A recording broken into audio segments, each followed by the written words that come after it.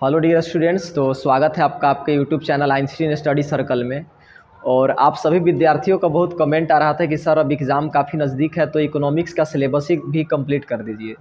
तो मैंने सोचा कि बहुत सारे कमेंट को देखते हुए क्लास 11th के इकोनॉमिक्स का कंप्लीट वीडियो मैं आपको देने वाला हूँ। जी हाँ, आपका 2 बुक्स है जिसके बारे में आज हम लोग जानेंगे भी, और साथ ही साथ आपको पूरे कंप्लीट मतलब इकोनॉमिक्स का सिलेबस आपको क्लास 11th का पढ़ाया जाएगा और उस पे क्वेश्चन भी करवाया जाएगा, जिससे आप एग्ज़ाम में जा कर के आसानी से और उसको लिख करके आ सकते हैं। तो देखिए ये दोनों बुक्स मेरे हाथ में है, इसको दिखा भी दूंगा मैं। तो देखिए जो आपका सबसे पहला जो बुक्स है उस बुक्स का नाम है स्टैटिस्टिक्स फॉर इकोनॉमिक्स, मतलब इसको हिंदी में सांख्यिकी बोला जाता है। सांख्यिकी मतलब संख्या से संबंधित।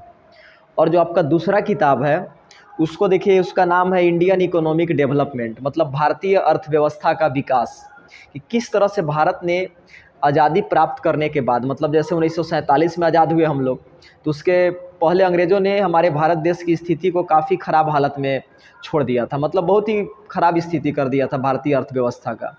तो उसके बाद किस तरह से आखिर हम लोगों ने उससे फाइट किया, लड़ा, और आज हम लोग विश्व की सबसे ताकतवर इकोनॉमी, ताकतवर अर्थव्यवस्था बनकर खड़े हैं।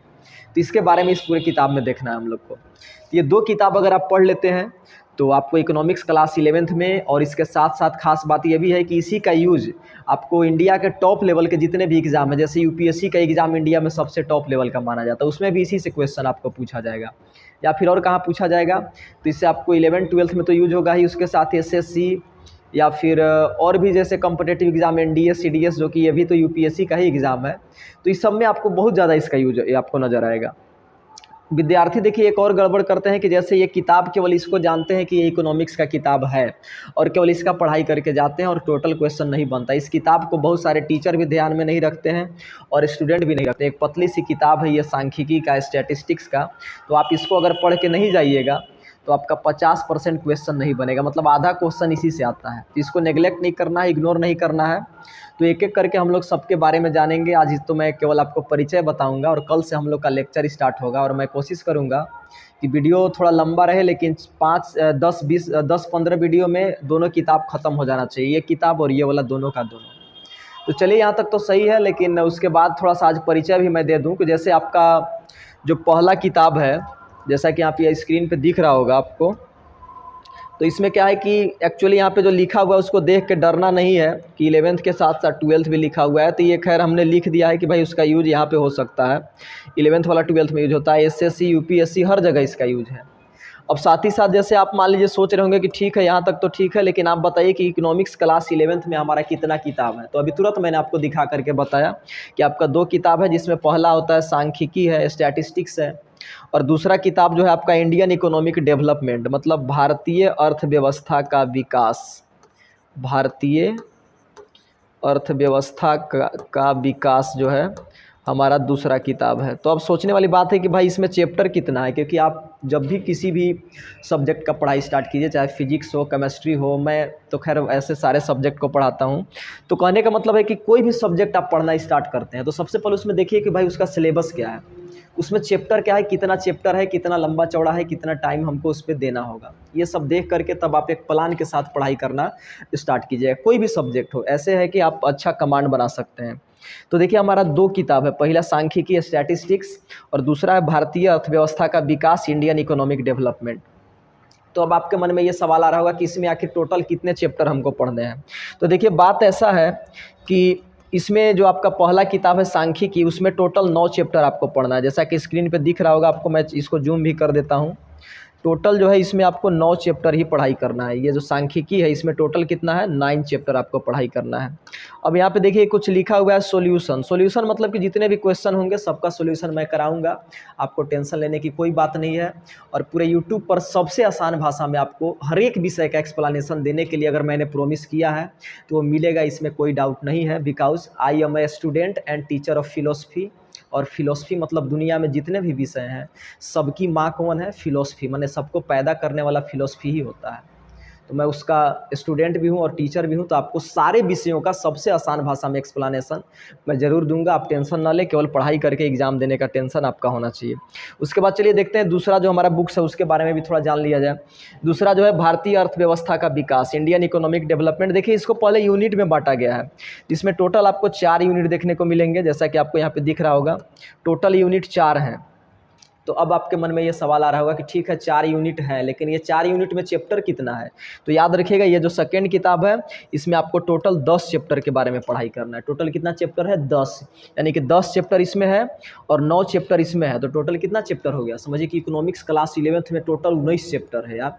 तो खैर टेंशन लेने की कोई बात नहीं है, मैं बहुत ही आसान शब्दों में आपको सारे चैप्टर का वीडियो एकदम क्रिस्प एंड क्लियर एक्सप्लेनेशन के साथ दूंगा, इसलिए आप टेंशन न लें। आप केवल आराम से पढ़ाई करें और अपना तैयारी करके एग्ज़ाम दें। सारे विद्यार्थियों को मैं, ये ऑल इंडिया के स्टूडेंट को काम आएगा। ऐसा नहीं है कि केवल JAC board, Bihar board, CBSE board, Maharashtra board, नहीं, ये ऑल इंडिया बोर्ड जो है, ऑल इंडिया में जितने भी बोर्ड हैं सीबीएसई वगैरह, सारे विद्यार्थी आप इस पे ये प्रिपेयर करके और आसानी से कॉम्पिटिटिव एग्जाम भी दे सकते हैं। 11th 12th तो दे ही सकते हैं, साथ ही साथ कॉम्पिटिटिव एग्जाम में भी आप काफ़ी अच्छा कर सकते हैं। तो देखिए बात ऐसा है कि हमारा 2 किताब है, ठीक है भाई 2 किताब है, तो अब वो तो उसमें तो कोई डाउट नहीं है। पहला सांख्यिकी है और दूसरा भारतीय अर्थव्यवस्था का विकास है। तो पहला चैप्टर में 9, पहला बुक में 9 चैप्टर है और दूसरा बुक में 10 चैप्टर, यानी कि टोटल कितने चैप्टर हो गए? 19 चैप्टर हो गए। लेकिन चलिए अब थोड़ा सा इसके बारे में थोड़ा परिचय भी जान लेना चाहिए हम लोग को। तो परिचय क्या जानेंगे कि भाई ठीक है इकोनॉमिक्स तो पढ़ना ही है हम लोग को। अब इस किताब को मैं रख देता हूँ। इकोनॉमिक्स पढ़ना है हम लोग को, इसमें कोई डाउट नहीं है। लेकिन आखिर यार ये जो इकोनॉमिक्स शब्द है इसका मतलब क्या है, ये आया कहाँ से, किसने इसको पैदा किया, ये सब जानना चाहिए, क्योंकि अगर आप नहीं जानिएगा तो फिर दिक्कत होगा। तो चलिए उसको भी जानने का कोशिश करते हैं हम लोग कि इकोनॉमिक्स क्या है, कहाँ से आया। तो देखिए यहाँ पे आपको स्क्रीन पे दिख रहा होगा, इसे तो हेडिंग मैंने बना दिया है कि जो इकोनॉमिक्स शब्द है, अर्थशास्त्र जो शब्द है वो कहाँ से आया। यहाँ पे दिख रहा है, लिखा हुआ है क्लियर। तो याद रखिएगा ये जो इकोनॉमिक्स शब्द है उसका जो उत्पत्ति यानी कि ओरिजिन जो है वो एक ग्रीक शब्द, ग्रीक भाषा के एक शब्द से हुआ। तो ग्रीक भाषा का वो कौन सा शब्द है जिससे हुआ? तो वो है आपका ओइकोनोमिकोस।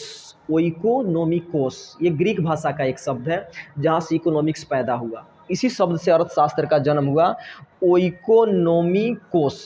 तो अब आप सोचिए कि यार इसका मतलब क्या है। तो देखिए ये 2 शब्दों से मिल करके बना है, टेंशन लेने का बात नहीं है, मैं इसको तोड़ तोड़ करके और काफ़ी साधारण शब्दों में एक्सप्लेन करूंगा। तो देखिए ये 2 शब्दों से बना है, पहला ओइकोस और दूसरा नोमोस। ध्यान से देखिएगा। तो ओइकोस का मतलब है हाउस होल्ड। हाउस होल्ड माने गृहिणी, घर, जो घर का जो देख रेख करता है उसी को हाउस होल्ड बोलते हैं, गृहिणी बोलते हैं। और दूसरा है लॉ या कस्टम, मतलब एक गृहिणी के लिए एक घर का जो देख रेख करता है, इसको आप प्यार से घरवाली भी बोल सकते हैं। घरवाली माने घर का देख रेख करने वाली, आप दूसरा चीज़ ना समझें। तो कहने का मतलब हाउस होल्ड के लिए कुछ नियम कानून बने हुए थे पहले ग्रीक्स में कि भाई कैसे उसको मैनेज करना है, पैसा कौड़ी या जो भी चीज़ होता था वो सारे मनी को या किसी भी चीज़ को किस तरह से मैनेज करना है घर को, हाउस होल्ड को, उसी को बोला जाता है ओइकोनॉमिस। तो अब आप सोच रहे होंगे कि ठीक है मान लीजिए कि इसका ओरिजिन हुआ ओइकोनॉमिस शब्द से और साथ ही साथ ये 2 शब्दों से मिल करके बना है, ओइकोस से और नोमोस से। ओइकोस माने हाउस होल्ड और नोमोस माने लॉ यानी नियम या कानून या प्रचलन, जो भी आप बोले। अब आपके मन में एक सवाल आ रहा होगा यार कि देखिए ठीक है यहाँ तक तो सही है, लेकिन क्या इकोनॉमिक्स को पहले भी इकोनॉमिक्स ही कहा जाता था? लेकिन देखिए ऐसा बात नहीं है। देखिए पहले अर्थशास्त्र को हम लोग कुछ और कहते थे। क्या कहते थे? तो याद रखिएगा इसको हम लोग बोलते थे पॉलिटिकल इकोनॉमी। पॉलिटिकल इकोनॉमी माने राजनैतिक अर्थशास्त्र, इसको कहा जाता था, राजनैतिक अर्थशास्त्र।